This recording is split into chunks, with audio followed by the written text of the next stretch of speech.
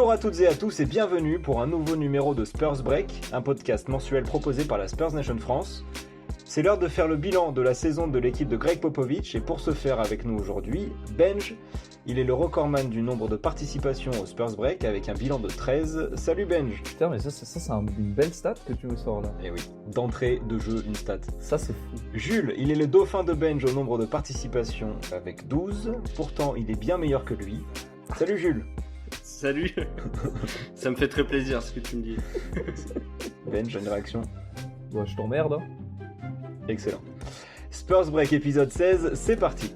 Oh, le tacle glissé m'a rendu heureux. Les Spurs ont été 5e de la conférence Ouest avant de sombrer jusqu'à participer au Play-in Tournament. Lamarcus Aldridge a quitté l'équipe, Derrick White a souvent été blessé, Dejounte Murray a montré une belle progression, Tim Duncan a été intronisé au Hall of Fame. Une saison qui va nous donner de la matière pour ce podcast, on a décidé de commencer par la fin, et cette défaite contre Memphis au Play-in.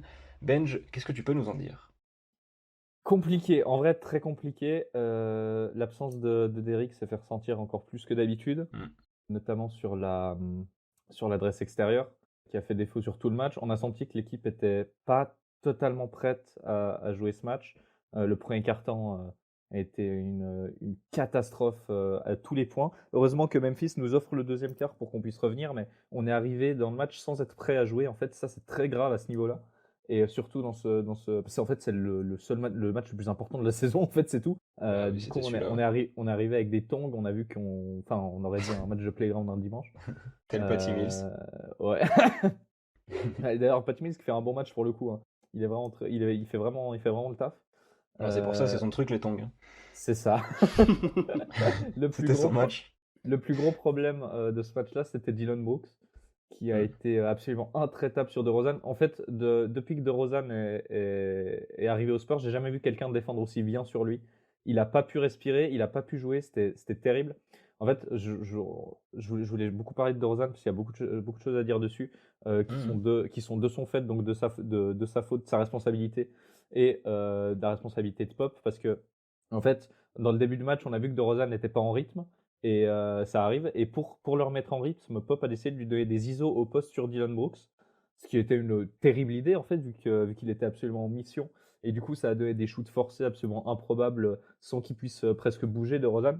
Donc c'était terrible. Et même lui, sa gestion, en fait, sa gestion de son jeu et de la balle était très mauvaise. On n'a pas joué énormément de pick and roll, malheureusement, alors que ça aurait pu être une très bonne idée. Après, tu parlais de l'isolation, mais je crois que DeRozan, je crois que j'ai vu cette stat, c'est le meilleur joueur en isolation de la ligue en termes de nombre de points marqués en ISO. Ouais, mais on a assez peu vu d'isolation au poste. Et on a eu 3 ou 4 isolations la même au poste, au même endroit. Et les 3 premières n'ont pas marché, et pourtant, ils ont continué à en faire en fait. Et du coup, en fait, ça donnait que des shoots ridicules. Et en fait, DeRozan aurait dû sentir que c'était pas non plus aussi le bon truc à faire. Et comme je disais sur pick and roll, en fait, même DeRozan, sa gestion des pick and roll est pas bonne parce que il y a Valanciunas qui jouait en drop de fou, genre il était vraiment au niveau du panier. Et au lieu de DeRozan de prendre un mid-range qu'il aurait pu prendre, parce qu'en plus c'est son shoot en fait, au lieu de prendre un mid-range ouvert, il décidait à chaque fois de s'empaler sur Valanciunas, ce qui était un très gros problème. Alors que il pouvait prendre un mid-range, sinon il a encore des options avec Paul Tull qui roll, Gorgui Dieng qui a été très bon aussi ce soir-là, qui peut sortir à 3 points. La gestion a été très mauvaise de sa part. Il fait son pire match de la saison, c'est nous. C'est super dommage qu'il le fasse aujourd'hui. Évidemment, il n'est pas aidé vu que c'est le seul match où il est défendu, par un mec qui a vraiment le couteau entre les dents. Et le problème, c'est que le supporting cast n'a pas du tout suivi. En fait, Jules, tu parleras de Murray juste après. Mais Murray, je m'en occupe. Voilà, Murray n'a pas été bon non plus. Lonnie Walker a été un peu invisible. On peut remercier Patty Mills, Gorgui Dieng qui nous fait remonter dans le 4e quart et qui nous donne l'espoir. En fait, vraiment, chaque fois qu'il rentre sur le terrain, il a un apport de fou. Rudy Gay aussi qui a été très présent. Il a fait du bon et du moins bon, mais il était là, quoi. Et il a porté à l'équipe. Mais sinon, on a senti que cette équipe n'était pas prête à jouer ce match. Jules, avant de parler des autres, ton avis sur DeRozan ? En vrai, DeRozan, je pense que on peut pas trop lui mettre tout sur le dos non plus parce que, comme disait Benj, il n'a pas été bien aidé autour de lui. Mais on n'a aucune capacité d'adaptation. Mais c'est vrai en fait. que c'était ça le problème. On s'est pas du tout adapté. En fait, voilà, c'est ça. le problème, c'est que DeRozan, bon, Pop lui fait prendre ses ISO dégueulasses, c'est la faute de Pop, mais DeRozan, à un moment, il a 33 ans. Enfin, je veux dire, enfin 31, 31, je crois. mais tu es censé savoir que si ça marche pas 2 fois, tu peux essayer autre chose. Enfin, avec cette expérience qu'il a dans la ligue et tout ça, c'est pas normal À la limite, que le mec, des fois, à un moment, je me suis demandé si c'était pas une question d'ego de sa part, de se dire putain, mais je suis en train de me faire baiser par Dylan Brooks, tu vois. Ce qui serait Mais en compréhensible, vrai, mais en fait, il doit avoir peut-être. cette maturité de dire. En fait, le gros problème, c'est que à côté, personne n'était là pour prendre leur lait. En fait, du coup, il était obligé de continuer à forcer. Et ça, c'est le gros problème. En fait, on en a déjà parlé du fait qu'on était dépendant de DeMar DeRozan. Et là, ça s'est vu encore ce soir. C'est le plus bel exemple. En fait, il est pas dans son Mhm. match. Enfin, il est compliqué. On n'arrive pas à lui, enfin, autour, on n'arrive pas à lui offrir des circonstances pour qu'il puisse se remettre dedans. Et personne peut compenser à côté de lui, en fait. Et Et dans ça, ce cas-là, il c'est faut avoir problématique. un autre, dans ce cas-là, il faut avoir un autre leader dans l'équipe. Et normalement, enfin, on va en parler plus tard de la progression de Dejounte Murray, mais ça devrait être le rôle de Dejounte en tant que meneur, Ouais. de prendre le jeu à son compte et de changer les choses, n'est-ce pas, Jules? Alors, Dejounte, quand on regarde les stats, tu te dis, ok, le mec est en triple-double, Mm, 13 mm. rebonds, 11 passes. 10 points Et seulement. c'est vrai qu'il a assuré la première mi-temps. Enfin, surtout son deuxième quart-temps était vraiment très bon. Le problème, c'est que malgré toute cette énergie qu'il a apportée, notamment défensive, première action du match, c'est une interception, un dunk en contre-attaque, tout ça. L'action C'est le d'après, c'est seul, un je trouve, contre. voilà, c'est le seul au début du match qui arrive vraiment avec la dalle. Les autres, les autres titulaires, non, clairement pas. Et début du match, tu te dis putain, ok, il est chaud, il a décidé de se prendre Ja Morant en 1 contre 1. Mm. Tu te dis ok, franchement, cool et tout. Et puis, plus le match avance, plus sa prise de décision est catastrophique. Des shoots contestés à mi-distance, n'importe comment. Le mec est seul ouvert à 3 points, il va s'empaler sur un défenseur à mi-distance pour prendre un shoot contesté. Enfin, c'est que des mauvais choix. Enfin, franchement, on n'avait pas besoin de ça. Déjà que DeRozan était super bien défendu. Lui, il avait les espaces, il les a pas pris. Et clairement, je trouve que. Alors, DeRozan, effectivement, c'est plus grave parce qu'il a plus d'expérience. Il est censé être le leader. Mais Dejounte, de ne pas prendre ses responsabilités quand il faut, ou de mal les prendre, en fait, surtout, je trouve ça terrible, en fait. Je trouve que il va falloir bosser cet été. Il va falloir qu'il bosse très très sérieusement ses shoots, sa prise de décision, tout ça, parce que sur le reste, on peut pas lui reprocher grand chose, honnêtement, même sur tout le reste de sa saison. Et la saison Ouais. prochaine, il va être encore plus responsabilisé. Donc, ça va vraiment être C'est son rôle ça, de prendre les choses en main. Et enfin, après, évidemment, ça s'apprend avec l'expérience.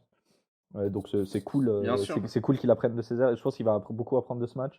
Il a dû le mater une bonne Oui. quinzaine de fois Oui, le en session connaissant, vidéo. Voilà, Mm. déjà le connaissant, le lendemain, il était avec Becky en train de bosser, tu vois. Mais bon, c'est ça. c'est après voilà, on va aussi voir l'année prochaine les limites. Est-ce que sa limite c'est cette saison qu'on a vue avec ce match de play-in très révélateur sur finalement son niveau de jeu, ou est-ce qu'il va être capable de l'élever encore parce que on va pas se mentir qu'il a déjà énormément élevé son niveau de jeu cette Ouais. saison. Et on était tous très surpris, on va dire, d'une telle progression. Maintenant, on verra si DeRozan reste pas, ce qui est le plus probable. On Mm. verra si lui est capable d'élever son niveau de jeu La ou s'il va en progression rester de, là. la progression de Dejounte, c'est plus 5 points, plus de rebonds, plus 1,5 assists, et il est maintenant à 16, 7, 5 de moyenne. Il y a un autre joueur, qui a parlé d'intersaison et qui a fait un peu son mea culpa sur Instagram. Il a posté une photo de lui où en dessous il évoque des grosses attentes qu'il avait sur lui-même au début de saison et il avoue avoir été très déçu. Cette saison lui a montré, bon ça c'est dans ses mots, hein, cette saison lui a montré les difficultés à surmonter pour être un joueur NBA et qu'il sait maintenant à quoi se préparer et que la saison prochaine, il a vraiment hâte de participer à cette intersaison et de progresser. En fait, je l'évoque lui parce que sur ce match contre Memphis, c'est lui qui a le pire plus-minus, même si ça veut pas tout dire le Hmm, plus-minus, mais il a un plus-minus de -23, sachant qu'on perd le match de 4 points. ouais. Et je crois que le deuxième pire plus-minus est à -11 ou quelque chose comme ça. C'est Donc voilà, DeRozan. Ouais. Mhm. voilà, il a été catastrophique Il sur y a ce match. DeRozan et Paul Toll. Ouais. En vrai, on en a beaucoup parlé cette saison sur les différents podcasts qu'on a pu faire. J'invite les gens évidemment qui nous écoutent allez les écouter si c'est pas déjà fait. Allez vous régaler. Régalez-vous. Et bien sûr. Mais oui, effectivement, Loni, il y a un problème au niveau. Pareil que Dejounte, c'est ses décisions en fait, hein, souvent. Mais c'est aussi de la concentration. Bon, il a beaucoup de choses à bosser en vrai. Ouais. On l'a vu en l'absence de DeRozan, on l'a vu beaucoup scorer, mettre entre 25 et 30 points certains matchs. On l'a vu aussi être très irrégulier sur ces matchs-là. Par exemple, un match où il fout 24 points dans la première mi-temps, il en met 2 dans la deuxième mi-temps. Ce genre de choses qu'il va falloir qu'il gomme avec le temps. Alors effectivement, il a 22 ans, Lonnie, donc c'est encore jeune. Et on savait déjà, quand on l'a drafté, que ça allait pas être le plus NBA ready qu'on ait drafté ces dernières années. Mais il y a quand même des bonnes choses cette saison qui nous a montré. Déjà, en termes de shoot, c'est quand même un de nos meilleurs shooters. Hein, Ah ouais, carrément. même si les pourcentages, bon, il est à 35% cette saison, à 3 points. Bah, il a fait beaucoup de. Et 40%. C'est très fluctuant son pourcentage de 3 points. Oui, T'as voilà, des, c'est t'as ça. des C'est que séries où autant il il peut va faire. pas en planter un il- pendant 2 semaines et après il va tourner à 5 sur 7 la Oui, semaine voilà, c'est d'après. ça. Voilà. Mais c'est pour ça que moi je suis pas si inquiet que ça parce que c'est une question. La régularité, c'est un truc qui s'apprend avec les années en NBA et il y a aussi un truc que j'ai remarqué chez lui que Dejounte a maintenant, c'est des signature moves. Dejounte, on avait parlé Mhm. on avait parlé du truc qu'il faisait un peu comme à la Le Tony crossover Parker, en tête de un raquette. dribble, voilà, crossover tête de Ouais. raquette, shoot à 2 points. Et Lonnie, en fait, il lui manque ce truc dans les matchs où il est pas dedans, où il rentre son signature move, il fait son truc et du coup ça va le remettre dans le match et après il va pouvoir comme ça être régulier et scorer quelques points et toujours avoir un minimum de points Bah, marqués. lui, son signature Toujours, move, ouais. en vrai, c'est de rater des lay-ups ouverts. Exactement. Mais c'est pas le meilleur quoi. Ah, ça met Et le, toujours si- bien. C'est pas et le le. Oui. signature move de Keldon, c'est un cri. Voilà. Ouais, Oui. Il, il hurle. il Ouais. hurle. Mais Mélanie, en vrai, oui, il lui faut bosser sa régularité et je pense que l'année prochaine, ça ira bien. En vrai, ça a l'air d'être plutôt un bosseur, hein, quand même. Oui. On n'a pas trop de tir au flanc dans cette équipe, donc ça a l'air d'être déjà un point positif. Donc après, voilà, l'année prochaine, il aura plus de minutes, il aura plus de shoots, il aura plus d'opportunités. À lui de nous prouver qu'il peut atteindre le niveau qu'on espère de lui, quoi. En fait, c'est ça. Le truc, c'est que on l'a beaucoup vu. En fait, c'est le problème. En fait, Lonnie Walker ne doit pas être titulaire dans cette équipe là cette année. Et il l'a malheureusement beaucoup Ouais. été. Et ça a été dommageable pour lui. Parce que lui, il a besoin de la balle pour jouer. C'est pas un très bon joueur off-ball. Il a de la peine à trouver sa place dans ce style de jeu-là, alors qu'il est beaucoup plus à l'aise sur pick and roll avec la balle quand il drive ou quoi, en kick-out. Ça, c'est le style de jeu où il est le plus à l'aise. Et c'est pour ça que c'était bien de l'avoir mis au retour de Derrick, de l'avoir mis avec les remplaçants. Parce que du coup, c'était le leader de la seconde unit et il avait beaucoup plus de ballons. Il n'y avait pas de Rosanne, en fait, tout simplement. Et du coup, c'est pas du tout étonnant que, en plus, bon, on a parlé de ses problèmes de régularité. C'est pas étonnant que dans un match comme ça, qui est super fermé, qui est super tendu, qui est super où les shoots se comptent sur les doigts d'une main, que lui, il n'arrive pas à briller, évidemment. Ça, c'est pas étonnant. Quand la défense se resserre, déjà qu'en temps normal, c'est compliqué d'un match à l'autre. Donc là, bon, fallait pas s'attendre à des miracles. Mais lui, pour le coup, je pense que vraiment, la saison prochaine, ça va lui faire beaucoup de bien si DeRozan y part. Parce qu'il aura peut-être du coup, après, il faudra voir la free agency, évidemment, ce que j'ai a aucune valeur, mais Oui. s'il devient titulaire au poste 3, par exemple, qu'il ait plus de ballons, après, ça dépend de plein de choses.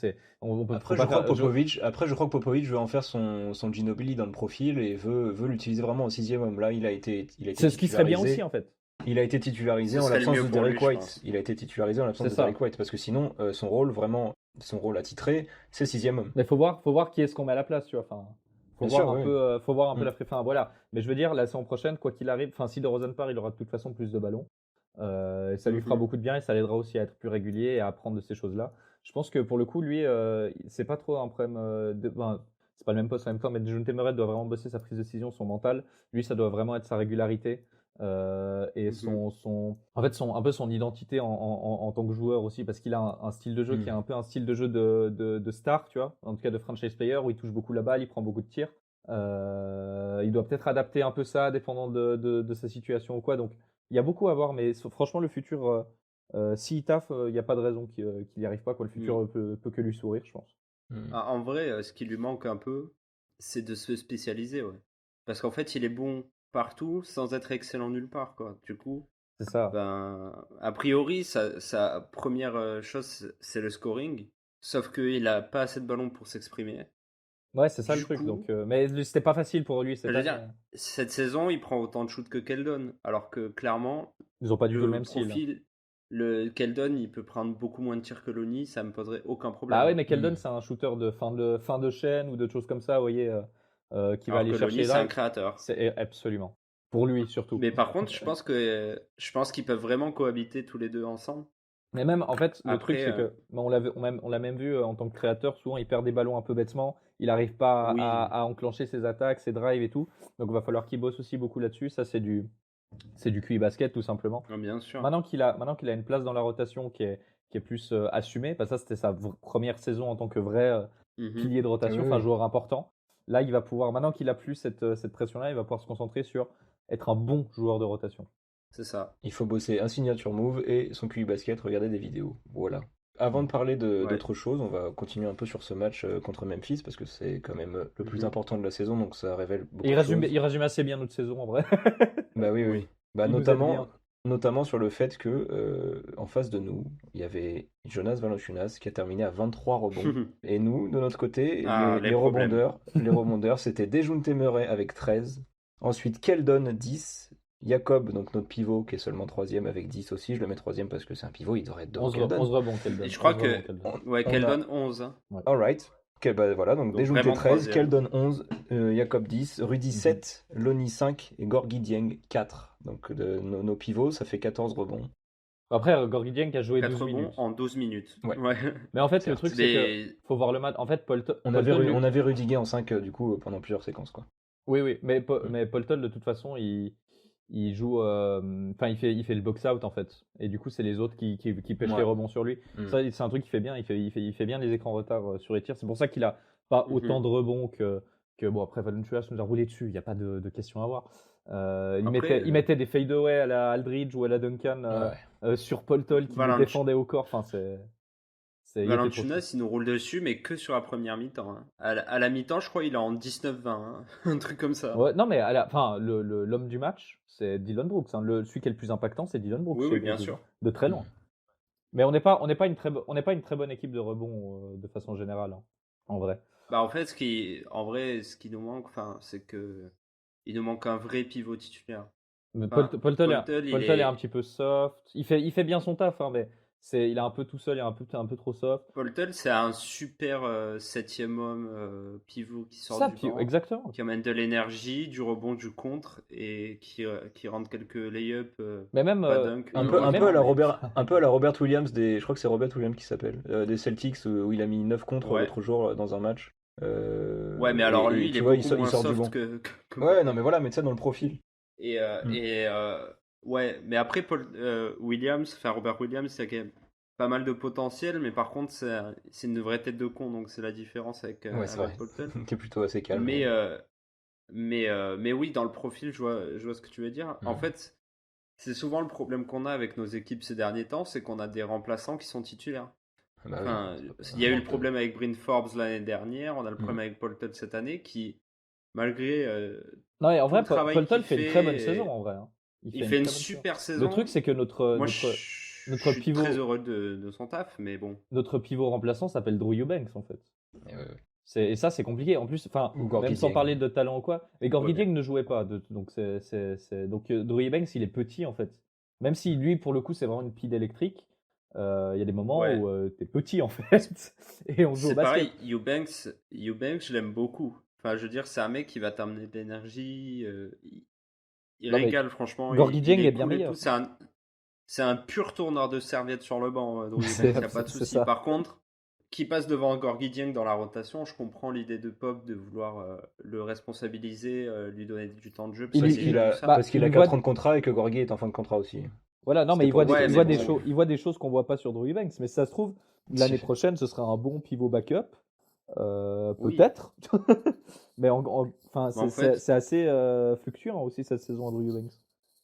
plutôt que d'engranger plein de pivots backup, autant se prendre un vrai pivot titulaire à un moment Mais aussi. c'est vrai que Drew Eubanks ça fait troisième pivot, Jacob ça fait deuxième pivot, et il faut un pivot titulaire, et c'est C'est un peu ça. comme c'est un C'est peu le ça. problème de Lonnie Walker qui était titulaire alors qu'il a un profil de remplaçant. C'est ce que tu Et du disais, coup, Jules, c'est qu'on a dans notre ouais. équipe des remplaçants titulaires. Ouais. Ce qui est le cas de beaucoup d'équipes qui sont mauvaises en fait, hein. Oui. Oui, bien sûr. Faut dire les Les, mots. les Rockets, ils ont eu 45 joueurs sur leur maillot cette saison. Enfin, C'est je veux dire, ça, tout le ouais. monde a ses problèmes, tu vois. Mais, mais par contre, ouais, moi je suis un peu deg que Gorgui Dieng sur la fin de saison, il n'ait pas eu plus de temps de jeu que ça. Alors que Bah, on a vu que clairement, quand on le voyait sur le terrain, il était trop fort par on a, rapport à Eubanks, c'était un apport non négligeable, quoi. on a vu quand ça comptait que c'est Gorgui Dieng qui jouait. Il joue 3 minutes, Hmm. Drew Eubanks sur le match contre les Grizzlies et Gorgui Dieng en joue 13. Donc Ouais. oui, Ouais, mais effectivement, c'est 3 minutes où tu devrais avoir Gorgui Dieng à la place de Drew Oui, Eubanks. oui, Je suis oui, bien désolé, sûr, mais bien sûr. ce match, Eubanks ne doit pas jouer Non, en mais fait. Gorgui Dieng doit jouer 20 minutes sur le match en fait. Là, il y a Poltel, il joue 32 minutes. Le Mhm. reste du temps doit être pris par Dieng en fait. Bon, du coup, ça fait 16. Ouais. Pas 20. Mais- Bah, c'est ça, Bah, attends, mais mais même tu peux baisser un peu le temps de jeu de Polton, hein. Moi, j'ai pas de souci avec ça. non, mais en fait, tu donnes juste les minutes de Drew à Gorgui Dieng et c'est bon. Le compte est Oui, bon. oui, bien Voilà. sûr. Mais Non, même, non, tu mais peux même en enlever un peu à Polton pour en mettre à Dieng sur ce match. oui, ça dépend. Bah, c'est lui qui nous ramène dans le quatrième quart-temps, La, Gorgui Dieng. Hein. la fin de match, surtout. La Ouais, fin de ouais. match de Gorgui Dieng, elle est exceptionnelle. Hein. Enfin, elle est exceptionnelle, elle est très Mhm. bonne pour le coup. Et Bah, déjà, c'est un pivot qui stretch, déjà. ouais, Je veux dire, à ça, partir de on n'a là, pas vu ça depuis 2008. en sachant qu'on a, en sachant qu'on n'a pas un putain de joueur pour mettre un shoot dans cette équipe, autant se Ouais. foutre le pivot, quoi, merde. C'est la Bah, même chose que quand on avait Aldridge. derrière C'était Patty notre Mills, meilleur shooter. c'est celui qui a le meilleur plus-minus. Hein. Il a 10 de plus-minus sur le match. Et bah, parlons de Patty Mills, il a Et été ça se assez voit. bon sur ce match. Oh là là, quel teamwork. Oui, Patty Mills, ça a été Ah, très putain. bien. Patty Mills, il a pas été assez discret, mais il Ouais. a mis les shoots qu'il devait mettre. Il a mis 3 points. Il a fait ce qu'on lui demandait. Il nous a permis de revenir dans le match. Il n'a pas été exceptionnel, mais il a fait le taf. Alors qu'il sortait d'une période un peu cata dans la saison. Ouais, bah c'est pour ça que, en fait, Hayet, allez, Hayet, j'aurais préféré qu'il prenne plus de shoot que ça et qu'on en baisse un peu à déjounter des Rosanne, hein, vu le match. en fait, Jules, quand je regarde un match, il a comme, il a un mixeur devant lui, comme pour les DJ. Et puis il Mhm. monte, il descend les trucs. J'ai plus, comment on appelle ça? Une table de mixage? Une table de mixage, voilà, des Une table de potards. mixage. Exact. Bah, Ouais. finissez mes phrases, hein, tout simplement. Pas de souci. Non, mais oui, en fait, c'est ça. En fait, quand Patty Mills était vraiment dans le mal, il y a les gens qui demandaient. Il y a beaucoup de gens qui ont demandé pourquoi Patty Mills joue autant, en fait. Et en fait, c'est Mm. pour ça. C'est parce que s'il joue pas, ça va forcer. C'est 100% sûr qu'il va pas se remettre en confiance. Et du coup, il aurait pas pu apporter ce qu'il a apporté ce soir. En fait, c'est ça la raison. Mhm.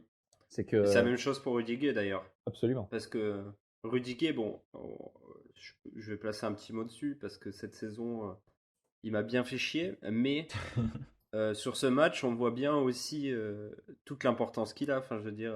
Oui, oui. Non, mais il Et a porté des aussi shoots cruciaux aussi. tous les problèmes qu'il apporte, puisqu'il fait des choix de shoot chelous. Et d'un autre côté, à 3 secondes de la fin, il va t'envoyer un 3 points n'importe comment qui va rentrer, tu vois. Ouais, Et te donner espoir pour le match. Enfin, mais c'est- Rudiger, c'est juste un condensé de sa saison.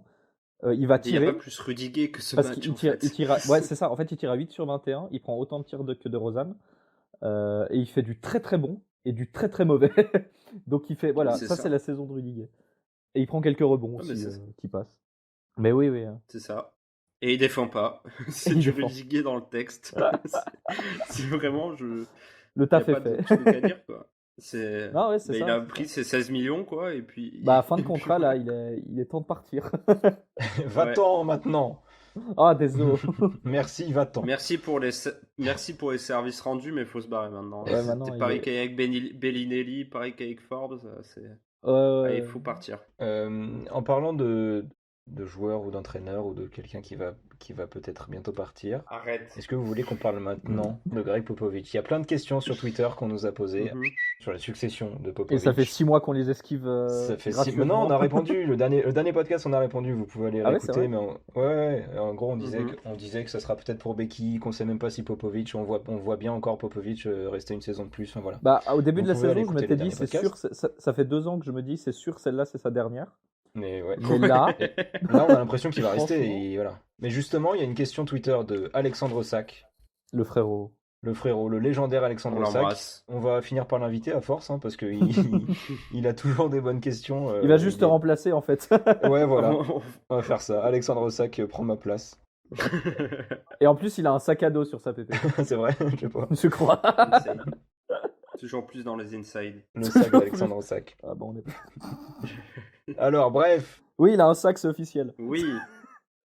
après vérification. Bah GG à toi mec. La VAR a tranché. Bon, oui.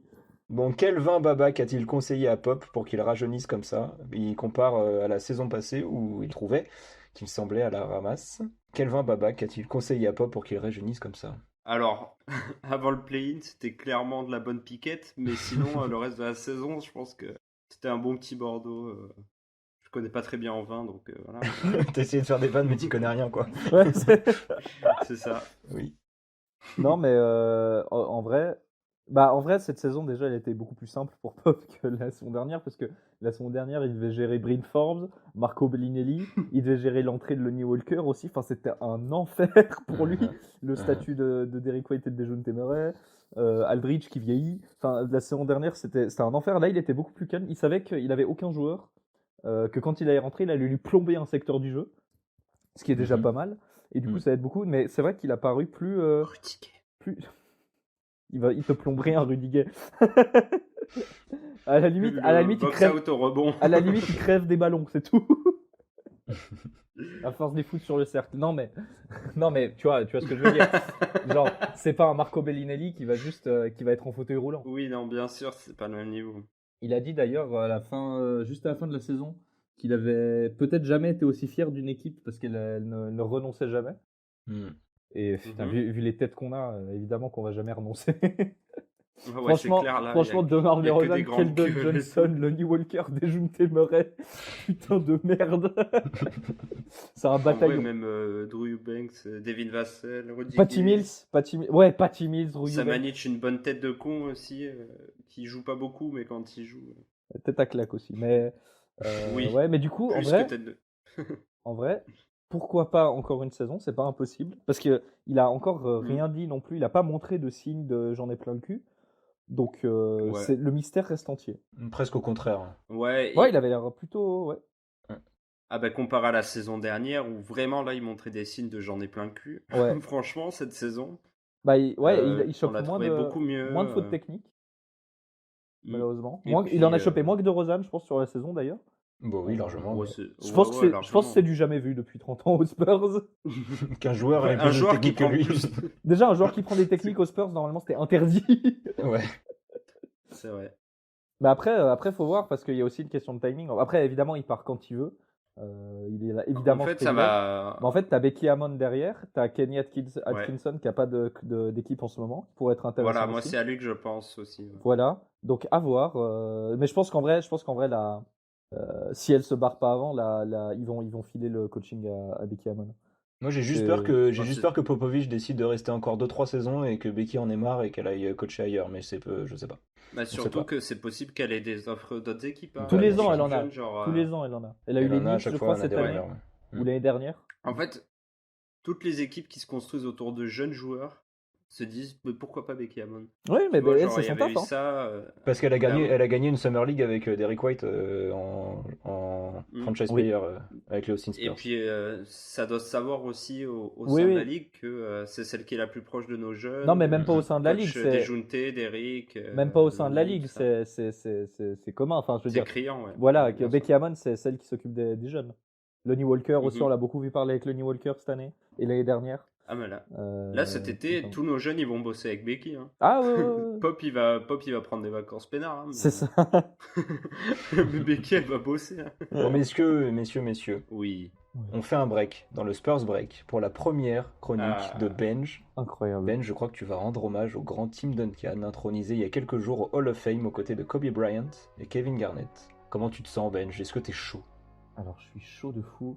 Un peu frustré parce que c'est impossible de résumer Tim Duncan en 2 minutes. Ouais. Mais on va faire ce qu'on peut. Allez, c'est parti. Benj, c'est à toi. Comme vous l'a dit Thibaut, il y a quelques semaines de cela, on a assisté à la cérémonie d'introduction de Tim Duncan au Hall of Fame, poignant. Et ça va être du coup l'occasion pour nous aujourd'hui de revenir en vitesse sur qui était le monsieur et pourquoi c'était l'un des plus grands joueurs à avoir jamais foulé un terrain de basket. D'abord, point factuel obligatoire, Tim Duncan c'est 2m11 pour plus ou moins 110 kg, dépendant des années, pour des moyennes de carrière qui s'étendent à 19 points, 11 rebonds et 2 contres. C'est 2 titres de MVP consécutifs en 2002 et en 2003, avec des moyennes de 25 et 23 points, 12 rebonds et quasiment 3 contres. Honnête. Tim Duncan, mal. c'est pas mal. Tim Duncan, c'est 26 000 points en carrière, c'est le 15e scoreur le plus prolifique de l'histoire. On n'y croirait pas comme ça. 6e rebondeur avec plus de 15 000 unités et le 3e contreur avec plus de 3 000 unités également. Mais le plus important dans sa carrière, Tim Duncan, c'est 5 titres NBA et une carrière de 20 ans de domination personnelle et collective avec les Spurs. Mais donc, après avoir énoncé tous ces chiffres, on peut se poser une question. Qu'est-ce qui reste de Tim Duncan et pourquoi personne n'en parle? Pourquoi est-ce qu'on voit jamais de maillot Duncan sur les playgrounds ou pourquoi on voit jamais de gamins sur les terrains tentant d'imiter ses moves? Et si je vous dis Tim Duncan aujourd'hui, je vous pose la question, à vous deux. Quelle est la première chose qui vous vient à l'esprit en le voyant sur un terrain? Bank shot. Ok. Bam bam. Fade away. Enfin... Non, ça c'est Aldridge. Ça. Mais... Oui, non, mais. Non, en vrai, voilà. en vrai, ce que je retiens de En Tim vrai- Duncan, moi, ce que je retiens de Tim Duncan, c'est son calme sur le terrain et c'est son leadership et c'est la main sur la calvasse de Gino et toutes ces choses-là. En fait, moi, tu vois, j'ai commencé à suivre le basket en 2009-2010 Ouais. et donc il était pas dans ces années 2003, dans ces Non. années MVP. Bah, c'était ces années un peu compliquées d'ailleurs, début 2010. Bah voilà. Et en fait, tu vois, Ouais. moi quand j'ai commencé à suivre le basket et à suivre les Spurs, la première chose que je voyais, c'était ça, c'était son leadership et sa façon de rayonner sur le terrain défensivement et dans le jeu Alors, offensif. Bah, t'as résumé en fait. Bah, en fait, si on le Ouais, compare. Fin de la chronique. Bah ouais, bah, Salut bonne soirée à vous. Sujet d'après, Derrick White a manqué une... Vas-y, Non, vas-y. mais, bah, quand on le compare par exemple à Kobe Bryant, un de Ouais. ses rivales de toujours, tout le monde peut citer des dizaines d'anecdotes, de grands moments ou de sorties médiatiques même à son sujet. Pareil pour Kevin Garnett avec son trash talk, sa hard, même s'il joue pas du tout dans la même catégorie. Parce qu'il le fume autant au basket qu'à la boxe d'ailleurs, Duncan. Mais en fait, Oui. en fait, Thibaut, t'as mis le doigt sur la réponse en fait. Le seul défaut de Tim Duncan, c'est de pas être sexy. Sérieusement, même si on n'arrive pas à déceler une spécificité de Tim Duncan sur un terrain, est-ce que c'est possible de lui trouver un défaut? À part le fait qu'il shoot pas à 3 points, mais ça c'est Mais c'était pas à l'époque. c'est pas un défaut ça. Ah bah son plus Mais beau, surtout un de ses que- plus beaux game winners, c'était à 3 points. Et, Contre les Suns. et de Puis, plus.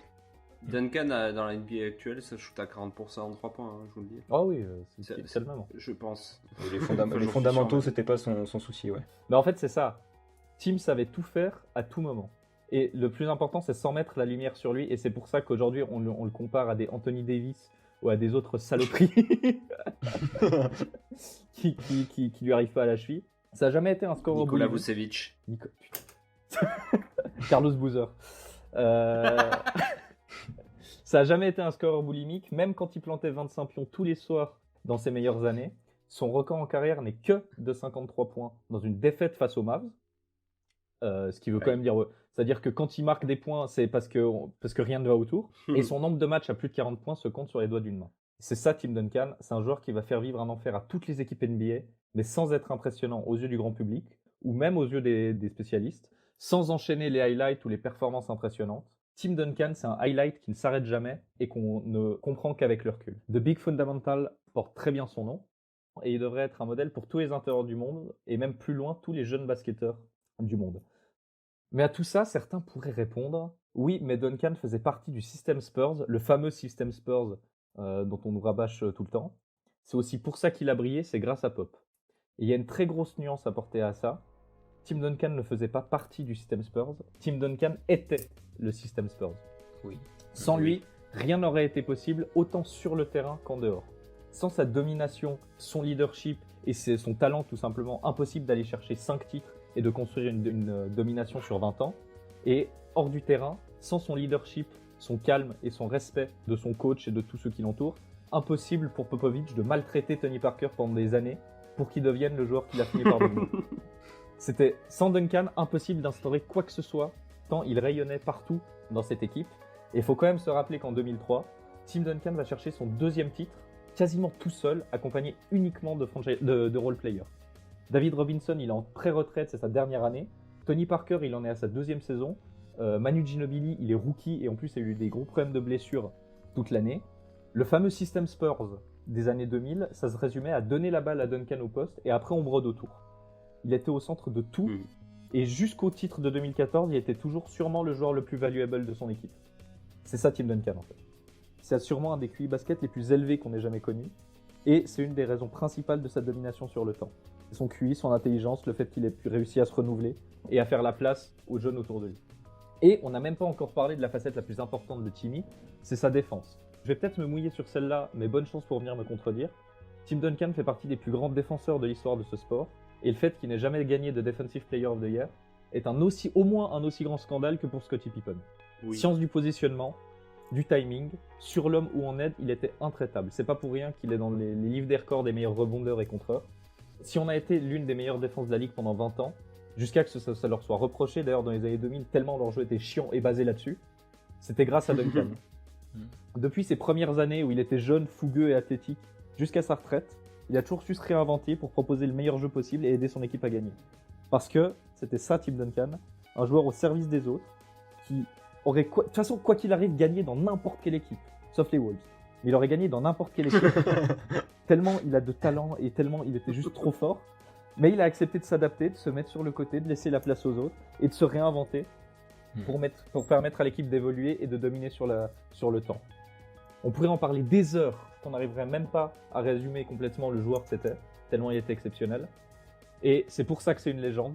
Qu'on le met à côté de noms comme Karim Abdul-Jabbar, Shaquille O'Neal ou encore Hakeem Olajuwon, en les regardant dans les yeux, avant de rentrer un tir avec la planche et de se replier en défense.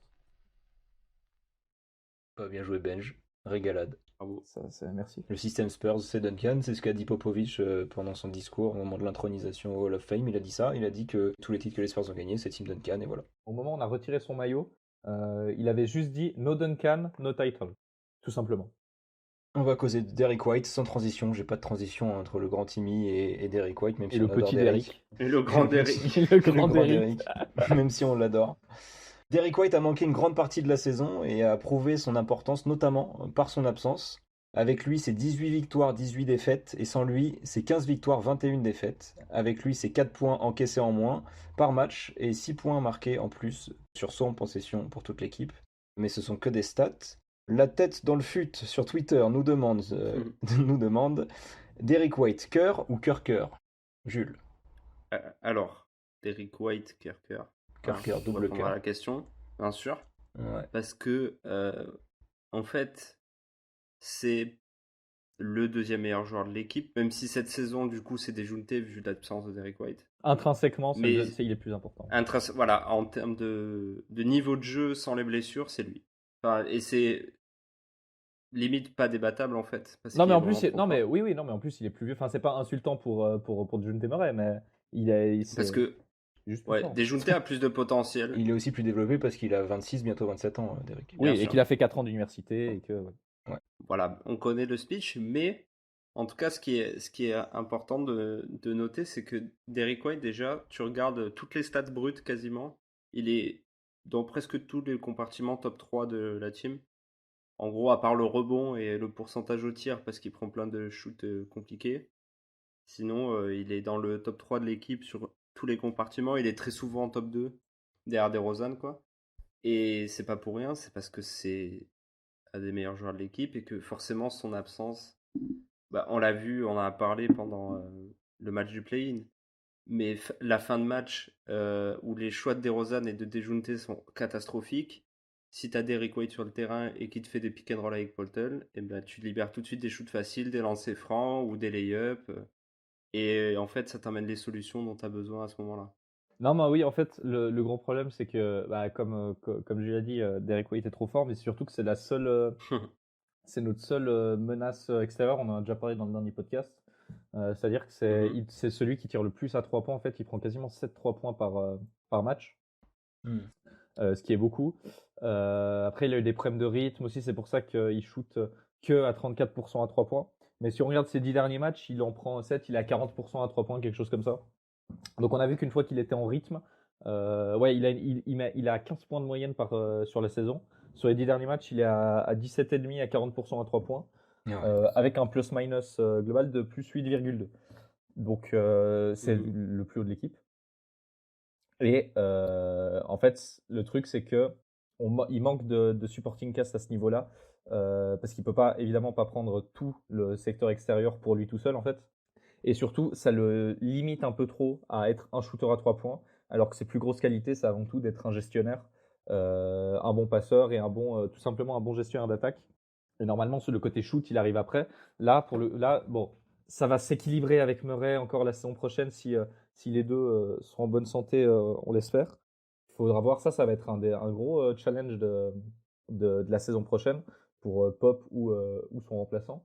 Ce sera de trouver un équilibre entre les qualités de Derrick White et les qualités de Dejounte Murray qui sont assez complémentaires en fait pour pouvoir les faire jouer ensemble correctement parce que ensemble c'est le meilleur backcourt défensif de la ligue, donc faut autant en profiter. Mais le plus important, ça sera à la free agency de trouver des shooters ou au Keldon Johnson, au Lonnie Walker, de s'affirmer en tant que et au Dejounte Murray aussi de s'affirmer en tant que shooter à 3 points correct et de prendre ses responsabilités là en fait. Parce qu'on a vraiment eu des matchs des fois où tu avais Derrick White 2 sur 8 à 3 points et sinon tu avais DeRozan 0 sur 0, Murray 0 sur 0 et ça pour toute l'équipe. Et en fait, notre seule menace extérieure venait de Patty Mills et de Rudy Gay. Et un peu de Devin Vassell, mais il n'a pas joué tous les matchs, enfin saison rookie quoi. C'est les seuls qui apportaient vraiment ce danger à 3 points en fait. T'as Lonnie et Keldon qui sont capables d'en mettre un ou deux, mais ouais, c'était pas. Ouais. Bah, Lonnie, en fait, oui, Lonnie, une fois qu'il aura réglé ce problème de régularité, on verra que c'est un très bon shooter, il a une très bonne mécanique. Tout simplement, ça peut être c'est déjà en fait un très bon shooter à 3 points. Keldon Johnson, il tourne à 33%. On a vu qu'il a, pour le coup, je pense, l'angle le plus violent de NBA, c'est-à-dire que lui, c'est vraiment des arcs-en-ciel, c'est des cloches. Ouais. C'est des cloches, ouais. Ouais.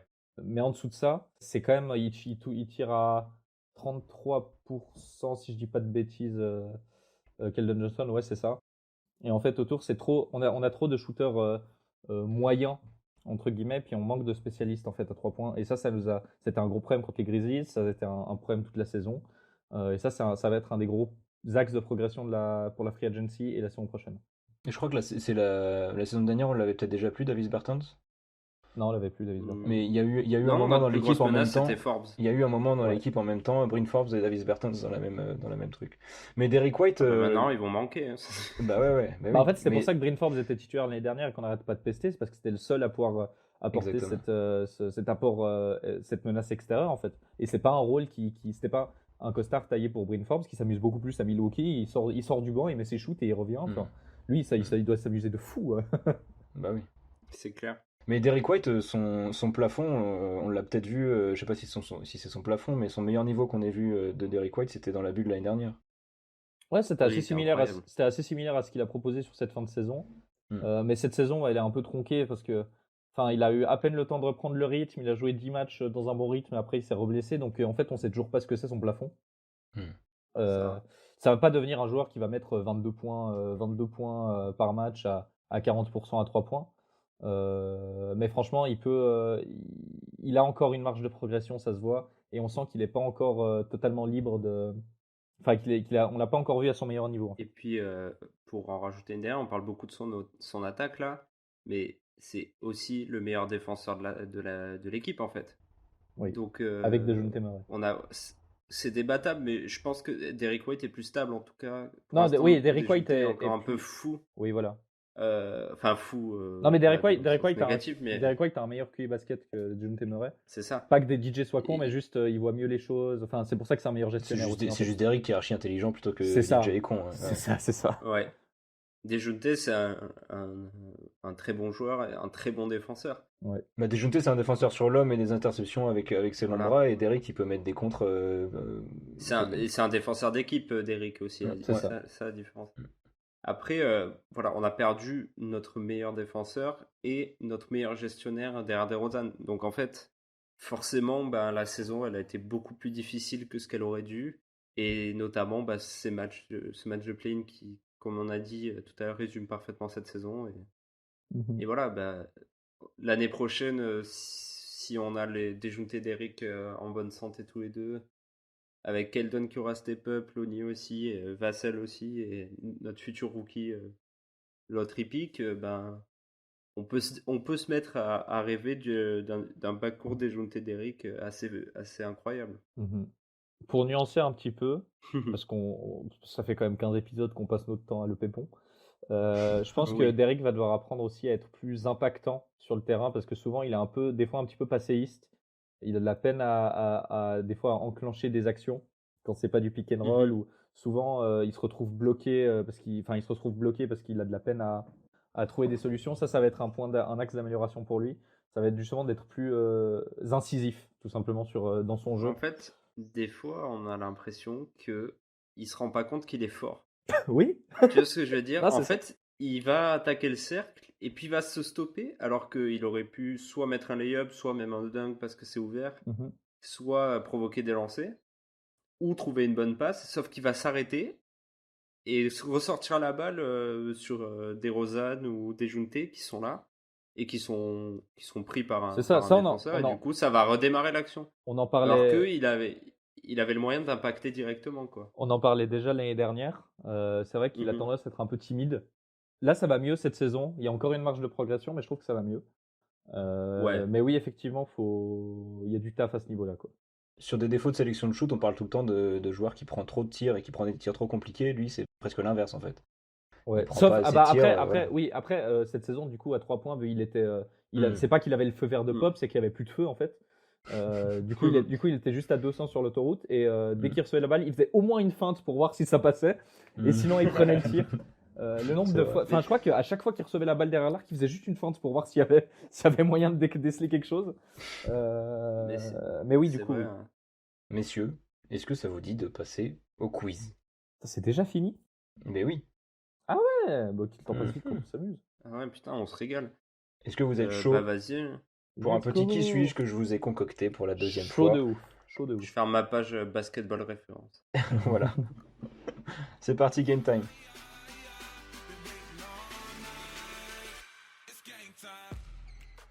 Alors messieurs, il s'agit d'un qui suis-je, le premier qui me donne, vous proposer des noms à la volée, comme des fous dingos.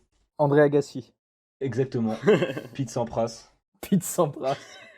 Alors, est-ce que vous êtes prêts? Oui. Je suis né en 1961 en Californie. Je joue 4 années à Duke, au terme desquelles je ne suis pas drafté par la Grande Ligue. Avery Johnson. Coup dur. Non. Je commence alors ma carrière professionnelle aux Dennis Philippines. Rodman. Non. Je commence alors ma carrière professionnelle aux Philippines avant d'être naturalisé philippin pour jouer 2 saisons avec l'équipe nationale. Je rentre quelques années plus tard aux États-Unis pour jouer en CBA pour les Topeka Sizzlers. What the fuck. Oui, pour les Oh, Topeka il va- Sizzlers. Avec qui suis-je, dites-moi. C'est pas fini, il y a d'autres infos. Vous allez... Larry Cannon. Non. Mes fans philippins me connaissent sous le surnom de la mitraillette. Je deviens ensuite assistant coach Machine Gun, j'ai traduit, hein, c'est The Machine Gun. Je deviens Machine ensuite, Gun Kelly. je deviens ensuite assistant coach pour les Pistons, pour les Nuggets en tant que directeur du développement des joueurs, et depuis 2005, je suis dans le staff de Greg Chip Popovich. Island. Oui, monsieur. Oh mon dieu, bien Let's joué. go. Et oui, Bien depuis joué. 2005, je suis dans le staff de Greg Popovich. Mon vrai prénom est Arthur, mais je suis plus connu sous un autre prénom, Chip. Je suis Chip Engeland. Énorme, bien Une- joué. Putain, alors ça, une- c'était Ah bah, improbable, ouais. ça. J'ai pensé shooter, je me suis dit, enfin mitraillette, c'était forcément shooter quoi. Ouais. Mais par contre, tu nous as emmené sur des trucs au début. Bah oui, Ouais, bah les c'est ça. Philippines, Il a fait une c'est carrière fou. de joueur. Aux Philippines, il est naturalisé philippin, Chip Engeland, je savais pas. Ah, moi non. Bah, Moi on non a appris plus. plein de choses. Je pense que Voilà. personne ne le savait. Il a participé au Ouais. développement de shoot de joueurs comme Steve Kerr, Shane Battier ou Tony Parker, n'est-ce pas? Ou Dejounte Murray. Mhm. Ou Dejounte Murray et tous les autres qui sont en galère. Et Alors. au lancer franc de Jakob Poeltl. Oui. Alors, Dejounte Murray, pour l'instant, il n'y a pas de quoi s'en vanter. Hein. Non, à mi-distance, il est très bon encore. Oui, ça va. Comme Tony, d'ailleurs. Non, ça va, Jovan. Vu là où on Il partait, y a vraiment. vu la base. Oui, c'est clair que vu sa saison rookie. Bon, bien joué, Jules. Bien joué. Merci. Tu as annoncé que tu allais perdre, mais c'est faux, tu as gagné. Mais je préfère dire que je vais perdre comme ça. Après, Il n'y a que des bonnes je surprises. gagne et je suis heureux. Et si je perds, bah, Ouais. je m'y attends. Quoi. Comme les Spurs de la saison prochaine. Oui. Avant de nous quitter, on va chacun dire un petit mot sur ce qu'on attend de la saison prochaine. La tête dans le fut qui nous propose de donner chacun une satisfaction, une surprise de cette saison et une chose à absolument changer la saison prochaine. Vas-y Jules, vu que tu as gagné, commence. Alors, Une satisfaction, une surprise et quelque chose à absolument changer la saison prochaine. En plus, je vais devoir trouver des trucs différents de lui. Bah oui, Ouais. bah t'as perdu mon grand. une satisfaction, je pense que je vais dire Patty Mills. parce que Alright. je suis très content de l'action qu'il a fait. Je m'attendais à ce qu'il régresse cette saison. Et non, à part cette fin de saison un peu plus compliquée, mais je trouve qu'il a été assez bon cette saison. Il aurait même pu à un moment prétendre au titre de 6e homme de l'année si Jordan Clarkson n'était pas trop monstrueux. Je crois qu'il a eu 0 vote au final, mais ouais. Mais parce que sa fin de saison le met dedans, mais en vrai, sur son début de saison, il prétendait clairement à ce titre-là. Donc je suis assez. Voilà, je suis très satisfait. Ok, une surprise? Surprise, Dejounte Murray. Parce que je l'ai taclé toute la saison dernière et que voilà, à un moment, il faut faire C'est son une bonne match. surprise. Ouais. Une chose à absolument changer la saison prochaine. Plus de shooters. Voilà. Alright. Benj, une satisfaction. Une satisfaction, je vais dire. En fait, satisfaction, je vais dire Dejounte Murray. Pour pas les mêmes raisons que celle de Jules. Parce que, bon, évidemment c'est parce qu'il est trop fort. Mais moi, pour moi, c'était pas tellement une surprise. C'était juste que on savait qu'il allait step up et qu'il allait évoluer. Et du coup, je suis extrêmement satisfait de son évolution cette année. Ouais. Ça se tient. Une surprise. Bon, allez, dis Keldon. Une surprise. Ouais, Keldon Johnson. Je le savais. Thibaut, faut que tu le fasses après. Hein. Putain, j'ai plus rien. Vas-y. Je vais être obligé de dire Weatherspoon et Savanic. Les bonnes minutes de Cam Reynolds, là, il a joué 3 matchs. Gorgidje, quelle satisfaction. Une surprise, tu dis Keldon, vas-y. Surprise, Keldon, parce que on l'attendait pas à ce niveau-là, ni avec ce style de jeu-là. C'est juste un tank en fait. Et c'est un putain d'energizer pour une équipe et c'est trop cool et hâte de voir son futur. Ouais, une chose que tu veux absolument pas voir la saison prochaine. La sale gueule de Jules. Non, C'est à quel clébard. Ok, ça va, à mon tour, alors une satisfaction. Non, ce qu'il faut changer, pour la saison prochaine, il faut pas re-signer ni Rudiger et sûrement pas DeMar DeRozan non plus. Faut encore y réfléchir, mais comme ça, je pense qu'il faut pas le re-signer. Et bien, voilà, hot take de ouf. Ouais, tu diras, on t'en dira plus dans les épisodes suivants parce que je vais vous dire. L'épisode suivant d'ailleurs, carrément. Dans l'épisode suivant, oui. Petit rappel des dates clés qui arrivent sur notre intersaison. Le 22 juin a lieu la loterie où on aura probablement le 12e choix de draft. Je crois qu'on a 85% de chances d'avoir le 12e choix de draft. On aura 1,7% de chance d'avoir le pick 1. Voilà, on y croit. On fera un épisode le 1er juillet sur nos besoins à la draft, sur ce qu'on fait avec DeMar DeRozan notamment. On a le 29 juillet la draft NBA, le 2 août la free agency et le 6 août les signatures notamment avec DeMar DeRozan. On espère avoir Envergure encore une fois avec nous. À chaque fois ils ont répondu présent pour le 1er août où on fera un bilan de la draft. C'est la fête nationale suisse. Ok. Ouais. Je pense qu'Envergure ils s'en foutent mais... Ah non, il faut du basket. Il y a peut-être un Suisse dans le lot. Ouais, peut-être. T'as pas répondu, Thibaut. Oui, oui, qu'est-ce qu'il faut que je dise? Satisfaction. Une satisfaction. Moi, je suis satisfait de l'engagement de nos jeunes joueurs et de l'état d'esprit de cette équipe. Il a donné tellement meilleure réponse que nous. Putain, mec. Ah bah attends. Heureusement que t'as répondu après. Hein. Une surprise. Humiliation. Une surprise, je dirais Devin Vassell parce que je regarde pas de match NCAA et c'est assez cool de voir qu'on a un rookie aussi bon d'entrée et même s'il a joué aucune minute, ça donne que du bon. Et ensuite un truc qu'il faut absolument changer pour la saison prochaine. Ce qu'il faut changer pour la saison prochaine.